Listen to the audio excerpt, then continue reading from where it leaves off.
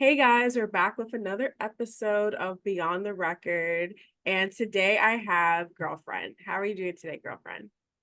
I'm doing great today. Super excited. Super thankful that you're having me. So excited to get going. Yeah, absolutely. So, my first question for you is I think your stage name is really interesting. So, how did you come up with that? Thank you so much.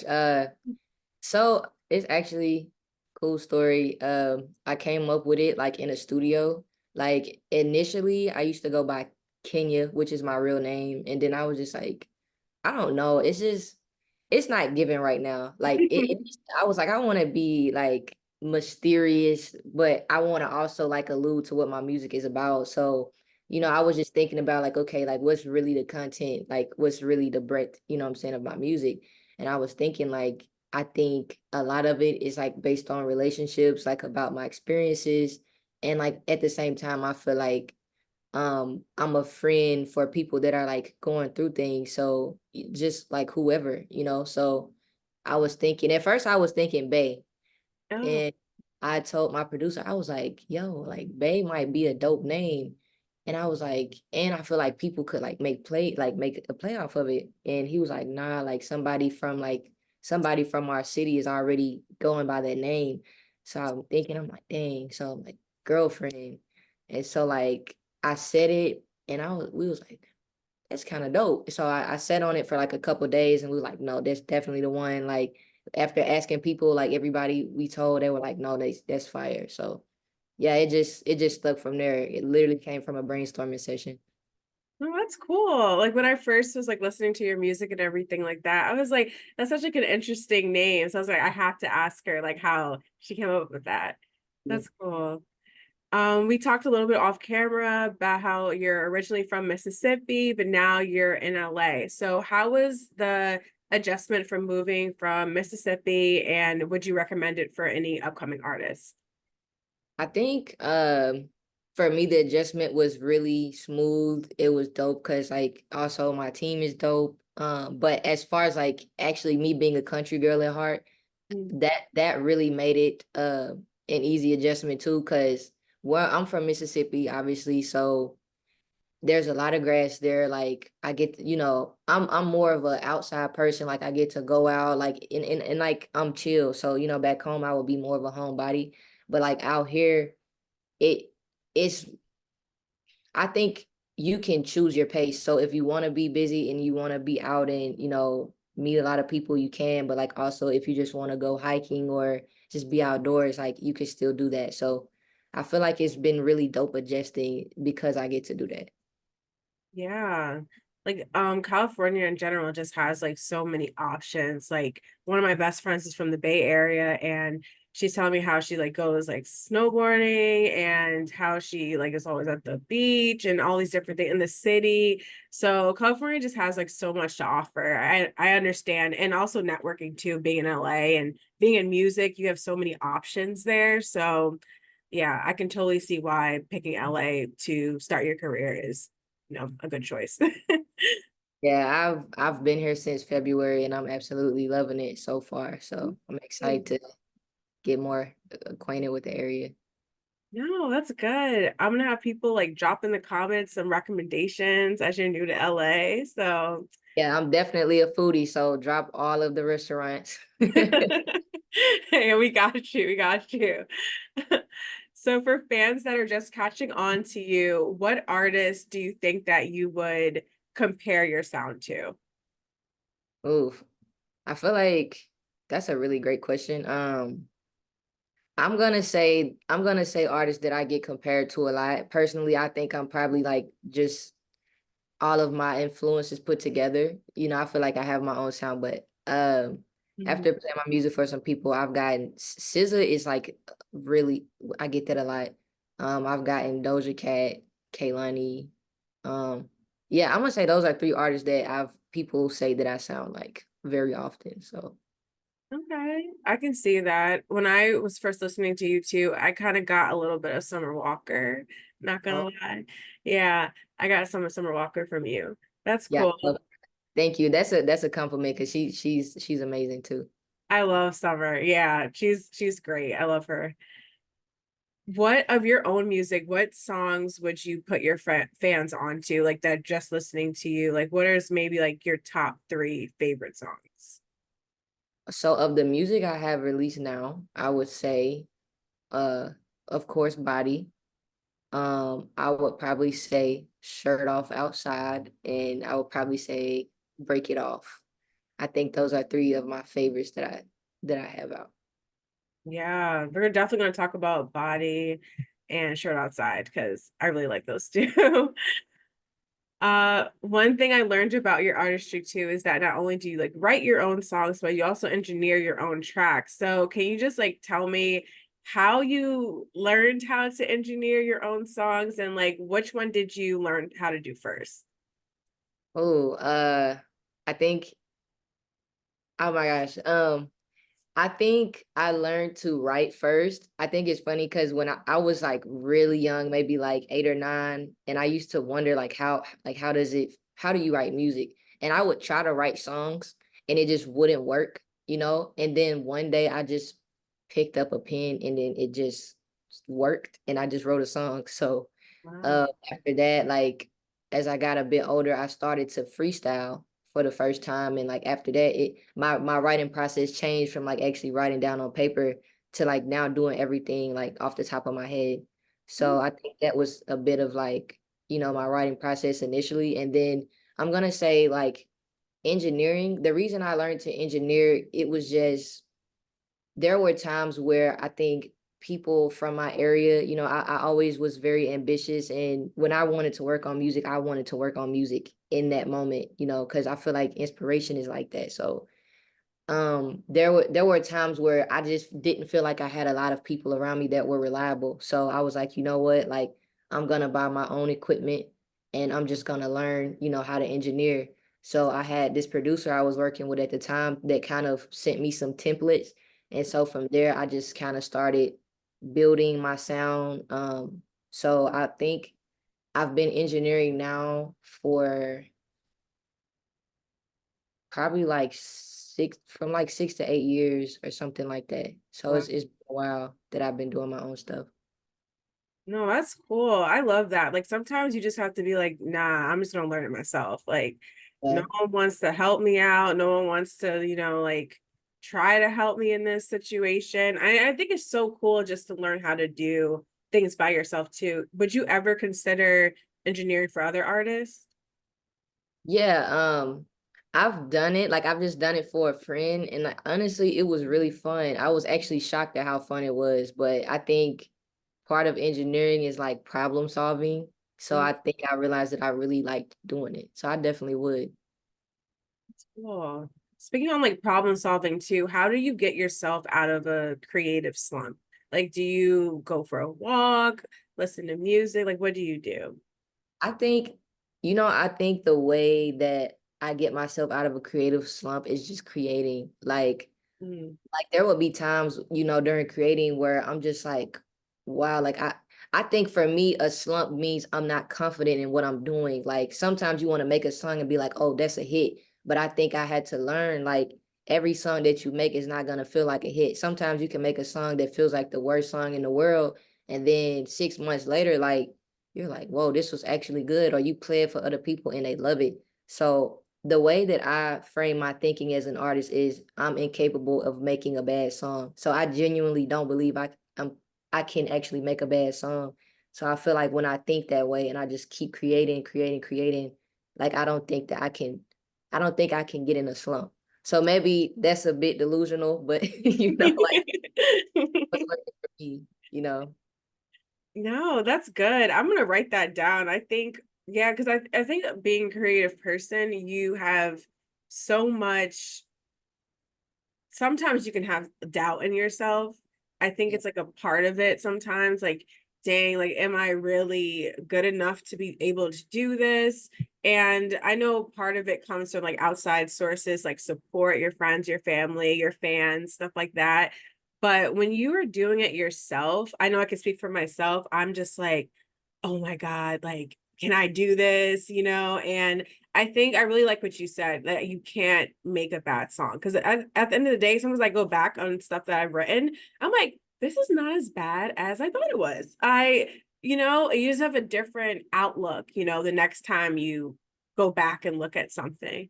And that reminds me of Bryson Teller. He at first didn't want Don't on his album. And I'm just like, Don't is like his main song. So I really like your perspective on that. I'm gonna take a note of that for sure. Thank you. Yeah, I think, yeah, that is crazy. Like knowing that he didn't want that. Like when I hear that, I'm like, wow, that's crazy. But I think it just shows you that art is literally about perspective. Like I don't think like there is no bad art. Like Hmm. every song is a fire song to somebody. So That's true. That's very true. So you released your self-titled album. It was your debut back in 2022. So what did you learn about yourself when you created your first body of work? I learned that I learned that I had a crazy motor. I think I made that during a time period where like I was going to school, um, I was working, um, and well, I was in college and it was like a really rigorous college. So every weekend I only had like a day and a half out of a week to even create. So there was a time where like I was so locked in. I wasn't really having a lot of fun at the time because I was just so focused. So, but it it felt really rewarding, you know what I'm saying, to lock in on something and be challenged by something and like come out with that product like that. So I think I learned that I could be really focused and I learned that I could do things that were really hard. I think it was just like an empowering thing for me, as an artist. Hmm. For sure. And especially juggling being in college and creating, like it's really hard. So kudos to you for that. What did you major in school? So I was a psychology major and I Mm. actually thinking about it, I was actually working as a videographer as well for the college. Hmm. Okay. Wow. Yeah, that's a lot. And I did you ever learn, so what did you learn from being a videographer too? Because we're gonna talk about your body music video, which I thought was like really cool. So what did you like, what type of task did you have to do as a videographer? Like what did you learn doing that? I learned that I did not love videography. Just like music, I feel like certain things, like you gotta love it to do it. And Mhm. I thought like when I did it, I was like, okay, I really like editing. Like I could cut it, but like when I really realized like no, there's sound design involved in this stuff. Like you have to mix the sounds, like you have to be everything's intentional. And I think it showed me how much work um videographers actually have to do. And there's so much to make a video seamless. There's so much effort. There's so much that you don't see. I think it gave me a lot of respect for people that do it and let me know like, okay, like this was fun, but this is how I know I really love music because I'm not willing to do everything for videography that I would spend hours and hours on, a song, but it wasn't always fun doing it, with the job, but it was a dope experience nonetheless. So Yeah, that was one of my first jobs, like freelancing, and it is so hard. Like, kudos to videographers out there. Shout out to y'all. I too, like you, I love the editing process. Love, love, love it. I think you can get so creative in that. And like when you're attached to a good videographer, you can definitely get some good product out of that. And but for myself, I just find it easier if I record it. Like I mean, I guess other people do too. Like you record it yourself and then you know what shots you're looking for when you're editing it. So it kind of just makes it an easier process. But when you are with someone who loves to do that, I'm like, you could just shoot me over the clips and I'll put them in Premiere and just get it done. yeah, it's a Yeah, for sure. But that's really cool that you did that. I didn't know that. That's really cool. I want to talk about your song Shirt Outside. And like I said, that song was definitely giving me Summer Walker, and I absolutely loved your performance of it, like the live version of it. So, how did you come to that decision to record it in such an intimate way? so.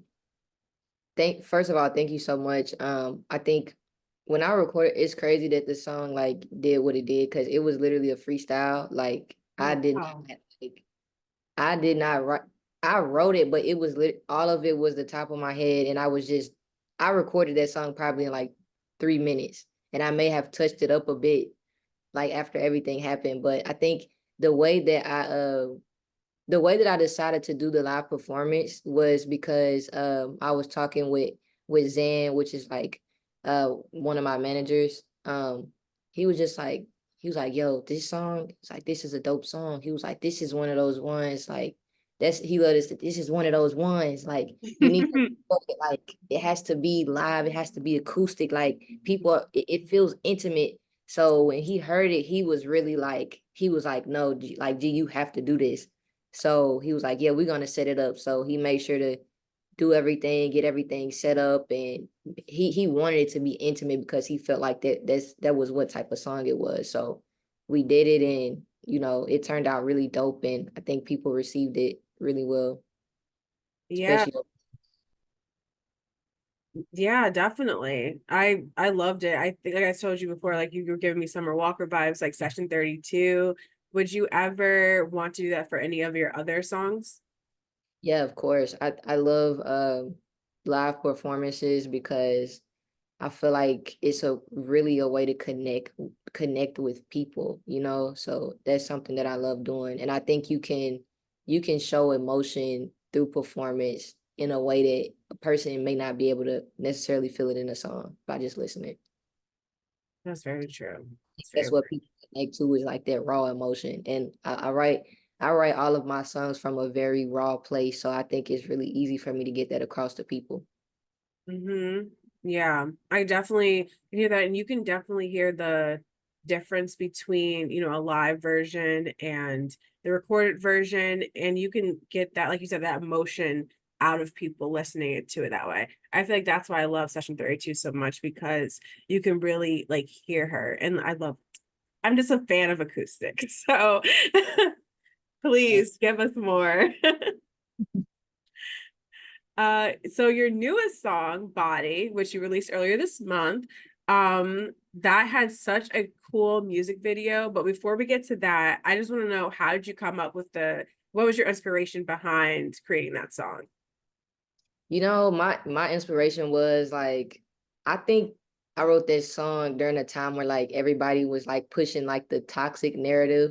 And I'm not gonna say I don't have no toxic sons because I know I got them, but I was just, it was just like I was like, wow, like why is nobody singing about like vulnerability and love right now? And like when I heard the beat, well, I Phil the keys actually was playing the keys, and I heard it and it just made me think about like longing for something and just being vulnerable. And so I wanted to change the narrative a bit because I was just like, nah, I'm tired of hearing about everybody cheating and breaking up and everything. So, that was really that's what was behind it for me.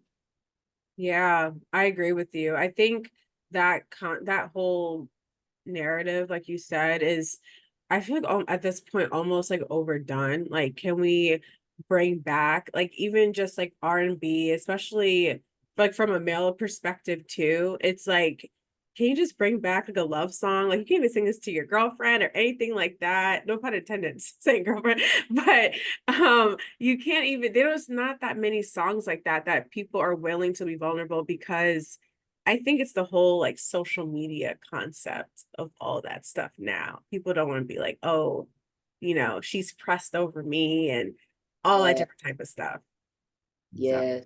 That's true. I think nobody wants to be the person that's head over heels for anybody anymore. And I just feel like I think that's the fun part of love. Like the fun part of love is that you get to float. You know what I'm saying? So I wanted to make a song that makes I want a person to feel like they're floating when they hear this song. Or if you're actually going through that, like it would be nice to have a song that you could listen to and relate to and feel that. So I completely agree with that. yeah. Yeah, because I think it's just like the whole social media concept. It's like it's overdone at this point. And I think at the end of the day, these and this goes for women too, not just attacking the men on this, but for women too. It's just like we gotta, I don't know, if that's your vibe, that's your vibe. But I feel like we can do better. And I love listening to music now, even coming from like younger artists that we're trying to bring all that stuff back. Cause that's what made people's careers, honestly, just even on love songs. So bring it back over the toxicity. Definitely. Like it makes you miss when like a person standing outside of your window with holding a speaker up. Like we need those vibes back. Yeah. 100%. Yes, yes, with the whole boombox and everything. Yes, please bring Where's back. the romance? Yes, yes, bring it all back. For your music video for that. So I'm not going to spoil it for those who haven't seen it, but I really liked how you had like someone kind of like saving you, but like not really in the same sense. Like I felt like you I know he had like evidently saved you or whatever, but I feel like you also had your own power too, and you were also like vulnerable to let someone do that for you. So, what was your inspiration behind that whole concept of the music video? So really my inspiration behind the video, it was so when I think of body and like the lyrics that I have in a song, like I think I talk about it's kind of like wherever the mind goes and wherever the heart goes, I think the body follows, especially like for a woman. So I say in the song, I say, you do all the little things, it's like you're speaking to my soul. So when I meet him, like in the video, initially, like, I mean, I don't want to spill, but he does save me. But it's like at the same time, like at the end of the video, he's kind of looking around trying to see like where I am. So it kind of plays with the illusion of like, is he saving me or like am I saving him? So I think it's just a thing of like almost like some sort of spiritual connection. So when he sees me, um we have this really intimate moment and like we fall for each other, but it's almost like speaking to the thing of like I'm getting him out of this situation as well. So it's kind of like um it's kind of like him saving me in a also almost like me saving him like in a spiritual sense. Mm-hmm. I could see that, especially like in this scene where you guys are kind of like holding hands and then you going around circle, kind of. Yeah, so it's kind of like me being a light to him, getting him out of this dark space and leading him out of that. Mm-hmm. Because when you think about it too, like he was already right. Like he wasn't the person that was going to put harm to you. But Yeah, I kind of like that fact because then you kind of see like his side of it too. And he's already ready. He already has like a gun and everything like that. So it's kind of like, what were you doing to be in that situation, to even try to save me? right, right. So that's really cool. I like that. Thank you. Um, you're welcome. So I know you just released Body, but what can you tell fans now? Like, what's next for you? Like, what do you want to do like 6 months for now? So, going forward, I'm releasing another single very, very soon. Um, and I'm gonna be releasing an EP. So within the next 6 months, gonna be releasing a lot of new music. And I think eventually, like I'll say there'll be like a full body of work to come from it. Okay. Okay. And some dope collaborations coming as well. Yes. Who would you like? Who was like 5 people that you would love to collaborate with? Oh, great question. Let me think. I'm gonna say I really like Doja Cat. I would probably say I think that would be a really dope collaboration. Um, I also feel like I've always wanted to collaborate with like just like a rapper. Mm-hmm. I like Playboy Cardi as well. I just think it would be so like weird because I feel like I've never seen an R&B singer collaborate with like a person like in that lane. So I'm gonna say Doja Cat, Playboy Cardi, um, J. Cole, of course. I love him. Love him, yeah. I'm gonna also say Kaylani because I've always been a supporter. And who else? Hmm. I'm gonna say Drake. Okay. Yeah, because I'm like the first song, I think, not the first song, no, that's a lie. I think the first like collaboration I heard from Summer was with Drake too. So I feel like, and like I said, like you have the same like vibe, at least to me. Um, and I feel like you guys would like, match each other's vibe in that sense. So I think those are really cool collaborations. And love Doja. Love Doja. She's so talented. Yeah, she's super talented. Yeah. So we're gonna go into our rapid fire question things. So it's like 10 questions that shouldn't be too long to answer. It's just like really quick. And that's it. Well, Okay. all right. Okay. So first question is, who was your teen celebrity crush? Oh my God. I'm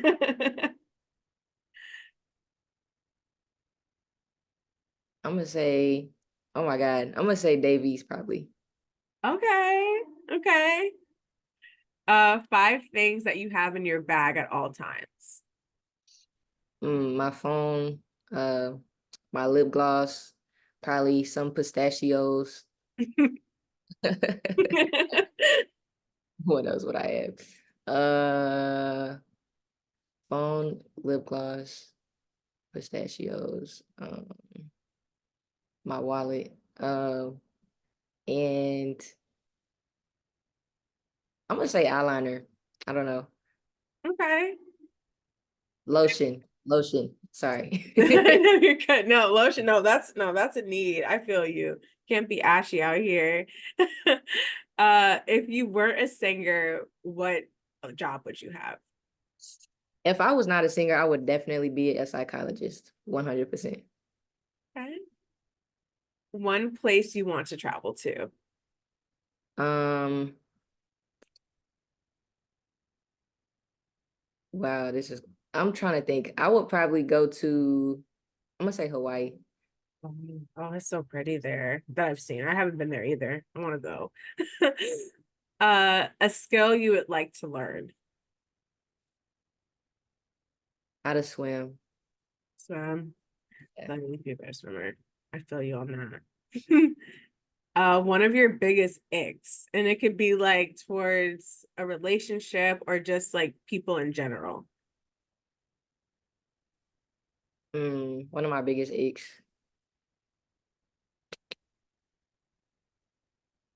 I think I think one of my biggest icks is when a person doesn't want to is when a person acts like one way with you and then like when you get in public like they act like they not really going off you like that. So I just like I feel like if somebody really messes with you like that, like you should be consistent. Like I hate an inconsistent person. Mm, I feel you. Yes, I agree with that 100%. Your favorite thing to eat. My favorite thing to eat. This is a drink, but there's like this mango smoothie from Trader Joe's that I'm addicted to right now. I keep saying I'm not gonna keep buying them, but I end up with one in my fridge like every other day. So Oh my God. Trader Joe's in general is just so addicting. I'm like, I gotta stop going there because it's like I feel like it's like fun groceries. It's not like it is. It's like, oh, what am I gonna find this week? Like that's how I literally go in there. Like I don't go in there to check off a list ever. So Mhm. Like this looks cool. Add to cart. One celebrity you want to meet. uh one celebrity I want to meet. I'm gonna say, hmm, J. Cole. J. Yeah. Cole. Yes. He's my favorite too. But Yeah, I'm like a day one fan of him. So definitely. yes. A TV show you are currently obsessed with. Oh, I can't believe I'm gonna say this. I'm gonna say probably The Perfect Match right now on Netflix. I'm Yes. getting stuck into the drama right now. Yes. I can't wait until wait, There's tomorrow. an Yeah. episode. Yeah, the episode's coming out like really soon. So Yeah, the final. I can't wait. It's so messy. it's so messy. And I got my managers pulled into it. Oh, really? They're men, so they're just like, I'm not gonna watch this like 5 episodes later, completely like engulfed. So Yeah. I don't know, they just have a way to suck you in. Like Netflix has really done their big one when it comes to reality shows involving love and relationships. I'm just each time, okay, new show, press start. I'm usually not even like the drama type of girl, but yeah, I'm completely like into it. So Yes. And the last one thing you want to manifest for yourself for the future. I just think honestly just happiness. I think regardless of what I do, um, no matter how many accolades or accomplishments a person can get, like if you're not happy and if you're not fulfilled and surrounded by people that care about you, like, I feel like it doesn't matter. So I'm gonna just say happiness and family, community. No, That's genuine. no, that's really good. I feel like you can't do anything without happiness. It doesn't matter. Like you said, it doesn't matter. As long as you're happy. So that was really great. It was so nice like catching up with you, meeting you and everything, girlfriend. So it was really nice chatting with you. Thank you so much. I had fun. Thank you. So do I. So did I.